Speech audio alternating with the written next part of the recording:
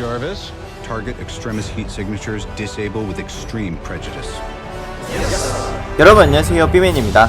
최근 알파고가 인간 바둑계를 평정한 사건이 화두가 되고 있는데요.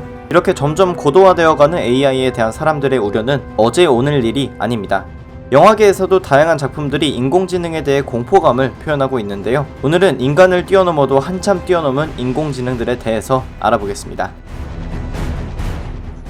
첫 번째는 2008년 아이언맨 1편에서 혜성처럼 등장한 초첨단 AI의 끝판왕이자 일처리는 물론 주인에게 비아냥거리기까지 하는 자비스입니다. 비전이 출연한 이후에는 토니 스타크가 프라이데이라는 여성 AI로 바꾸긴 했지만 그 전까지는 아이언맨 수트의 현황을 알려주는 그래픽부터 위험 경고 및 인터넷과 각종 데이터베이스를 통해서 토니에게 실시간으로 방대한 양의 정보를 제공해주곤 했던 무형의 인공지능입니다. 거기에 토니가 직접 하기 귀찮아하거나 너무 오래 걸리는 작업들을 자비스에게 명령만 내리면 처리해주기도 하는데요. 대표적으로 자신의 주민등록번호도 기억 못하는 토니 스타크가 아침에 뭘 먹었는지 가르쳐주는 것부터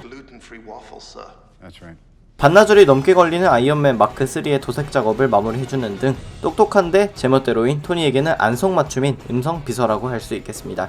한편 아이언맨 수트의 탄생은 영화에서 단계적으로 보여준 데 반해 자비스는 어떤 과정을 거쳐서 탄생하게 된 것인지는 밝혀지지 않았는데요. 에이지 오브 울트론에서 여러 개의 AI 중 프라이데이를 선택하는 토니의 모습을 통해서 자비스가 완성되기 전까지 수많은 베타 단계들이 있었다는 것만 추론할 수 있습니다.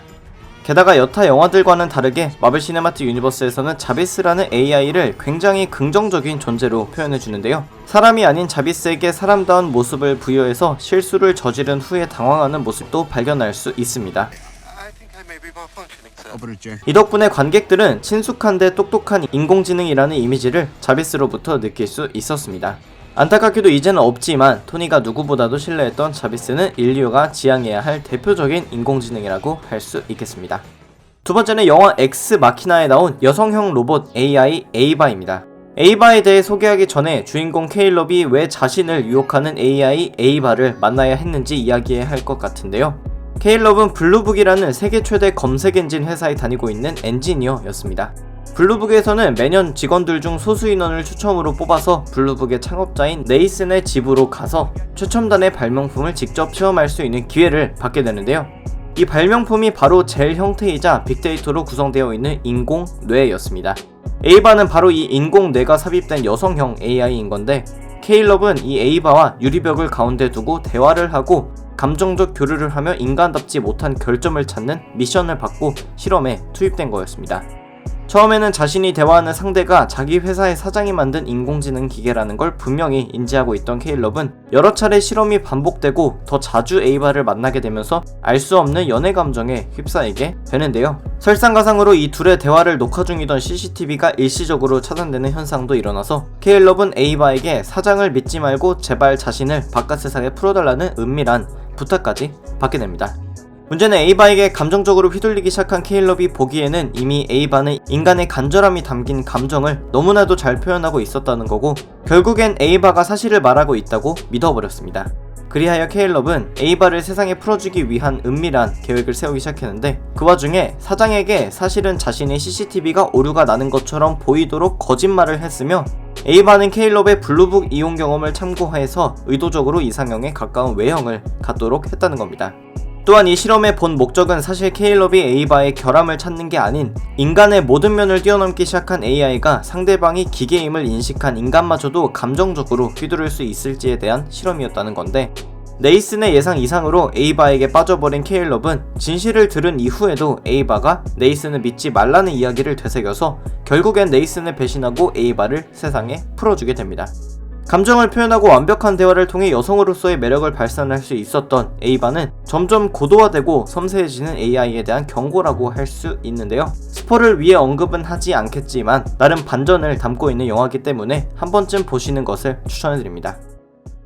세 번째는 윌 스미스 주연의 아이로봇 속 NS5라는 로봇들입니다. 사실 이 로봇들이 나쁘다기보다는 이 로봇들을 한꺼번에 통제하는 비키라는 슈퍼컴퓨터가 이 로봇들을 조종해서 인간을 무너뜨리고 세상을 지배하려고 했는데요. 자비스와는 약간 다르게 홀로그램으로 구현이 되어 있는 얼굴이 있지만 물리적으로는 존재하지 않기 때문에 큰 의미는 없고 중요한 건 네트워크망을 통해서 로봇들을 조종할 수 있다는 겁니다. 우선 비키는 애초에 음성비서의 역할을 하기 위해서 창조된 AI였는데 빅데이터와 알고리즘을 바탕으로 끊임없이 자기 성찰을 하다 보니 내린 결론이 세상을 해롭게 하는 인간들은 결국 인류가 자멸하는 결과를 불러올 테니까 그런 일이 벌어지지 못하게 기계가 인간을 통제해야 한다라는 거였습니다. 이런 비키의 목적이 기저에 깔려있는 상태에서 만들어진 로봇들이 바로 신형인 NS5였는데 NS5를 제작한 US 로보틱스가 구형 로봇들을 갖고 오면 무료로 신형인 NS5로 변경해준다는 이벤트를 진행해서 빠르게 미국 전역으로 확산될 수 있었습니다. 물론 US 로보틱스는 NS5가 넓게 보급되는 효과를 얻기 위해 공격적인 이벤트를 한 거지만 옛날 모델들과는 다르게 비키가 컨트롤할 수 있는 NS5가 세상에 보급됨으로써 비키의 세계 정복이 더 쉽게 진행될 수 있는 환경이 만들어진 겁니다. 이런 상황에서 의문스러운 자살을 한 US 로보틱스 출신의 알프레드 레닝 박사가 남겨놓은 또 다른 NS5가 발견되게 되는데 다른 NS5들과는 다르게 비키의 통제로부터 자유로운 것은 물론 인간과 교류할수록 인간 고유의 감정이나 마음이나 우정 같은 개념도 깨우치게 되는 비상한 AI입니다.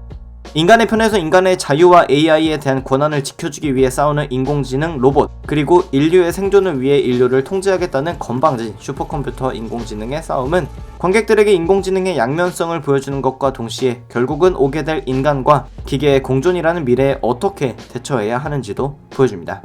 결말은 영화 아이로봇을 통해서 한번 살펴보시기 바랍니다. 네 번째는 영혼부터 발톱까지 배은망덕한 인공지능 데이빗 팔입니다. 데이빗은 프로메테우스 그리고 에이리언 커버넌트에 출연했던 웨이랜드라는 회사에서 제작한 인공지능인데요. 프로메테우스호가 인간의 창조주들이 있을 것으로 추정되는 곳으로 향하는 긴 여정 동안 혼자서 우주선 관리 및 냉동수면 중인 승무원들을 전원 관리해주기도 했습니다. 이때까지만 해도 본인에게 주어진 임무를 충실히 수행하고 있었는데 0과 1로 이루어져 있는 감정이 없어야 할 데이빗이 승무원들 중 쇼 박사의 과거를 애정어린 눈빛으로 보는 장면에서부터 뭔가 이상해 보이긴 했습니다. 이후 프로메테우스의 승무원들이 목표 행성인 LV-223에 도착했을 때 몇 명을 제외하고 데이빗을 포함해서 바깥 세상을 탐사하러 가는데 여기서부터 데이빗의 이상한 행동은 더더욱 이상해지기 시작합니다. 그 시작은 추락한 것 같은 외계 비행선에서 인간의 창조주라고 생각되는 생물들의 시체, 그리고 그들의 비행선에서 발견할 수 있는 기술들과 알 수 없는 외계 물질을 발견한 데이빗의 흥미로운 반응에서 시작됩니다. 자신의 창조주의 창조주를 발견했다는 사실이 기쁜 건지 아니면 새로운 물질을 찾은 것이 기쁜 건지 데이빗은 점점 육안으로 드러나는 표현도 풍부해지고 말도 의미심장하게 하기 시작하는데요. How far would you go to get what you came all this way for? Your answers. 압권인 부분은 자신이 좋아하는 쇼 박사의 애인인 찰리 할로웨이 박사를 처리하는 부분입니다. 데이빗은 찰리의 생명에 치명적으로 작용할 수 있는 외계 물질을 음료에 탄 뒤에 친절을 베푸는 듯이 연기하며 음료를 건네는데 애초에 프로메테우스호의 승무원들을 보조하도록 프로그램되어 있는 인공지능이 그 틀을 파괴하고 제멋대로 행동하는 겁니다. 그 외에도 많은 일들이 있지만 결국 데이빗이 의도한 대로 많은 사람들이 제거되었고 그 결과 자신이 사랑하는 쇼 박사와 단둘이 남아서 다른 행성으로 떠나게 됩니다. 그리고 이렇게 떠난 데이빗과 쇼 박사는 올해 개봉했었던 에이리언 커버넌트에서 다시 출연하게 되는데요. 쇼 박사에게 어떤 일이 일어났는지 그리고 데이빗은 얼마나 더 거짓말에 능수능란해졌는지를 발견하게 되면 정말 놀라실 겁니다. 물론 최악인 부분은 인간의 창조물이었던 데이빗이 자신의 창조주를 제거하고 이번에는 본인이 창조주가 되어서 다양한 종의 에이리언의 아버지가 되었다는 겁니다. 더 세부적인 이야기는 에이리언 커버넌트에서 직접 보시기를 추천해드립니다. 다섯 번째는 한국에서 1000만 관객수를 동원하는 데 성공한 크리스토퍼 놀란 감독의 인터스텔라에 나왔던 타스 그리고 케이스입니다. 영화에서 다루는 내용이 워낙 웅장하기도 하고 인간의 사랑이 핵심적인 주제였기 때문에 타스와 케이스는 원래 AI의 개발 목적이었던 인간을 보호해주는 역할에서 그쳤는데요. 돌이켜보면 이 둘이 없었다면 우주 탐사가 불가능했을 거라고 생각될 만큼 많은 부분을 책임진 로봇들이었습니다. 이들은 인간적 특성인 유머나 분노 등을 표현하면서도 모든 상황에서 프로그램된 대로 객관성을 유지하고 행동하는데요. 변수가 많은 우주비행에서 위험 요소를 실시간으로 경고해주기도 하고 조종사가 요청할 시에는 대신 비행을 수행해주기도 하는 것은 물론 빠르게 움직이는 두 우주선 간의 접합을 하는 작업도 수행할 수 있을 만큼 민감한 기계손을 갖고 있습니다. 처음에는 타스를 마음에 들어하지 않던 주인공 쿠퍼도 블랙홀에서 빠져나온 이후 고철덩어리가 된 타스를 다시 고쳐서 또 다른 우주 탐사에 데려갈 만큼 인터스텔라의 두 인공지능 로봇들이 앞으로 우리가 추구해야 할 인공지능들이 아닌가 싶습니다. 네, 그래서 오늘은 영화에서 발견할 수 있는 인공지능들에 대해서 알아봤습니다. 사실 스칼렛 요한슨의 목소리가 나왔던 헐리나 매트릭스도 오늘 소개해드릴 AI들 중 하나였는데요. 기회가 된다면 다른 AI들과 묶어서 다음에 또 다른 영상으로 소개해드리려 합니다. 오늘의 영상은 여기까지였습니다. 재밌게 보셨다면 추천과 구독 부탁드립니다. 감사합니다. 지금까지 뷰맨이었습니다.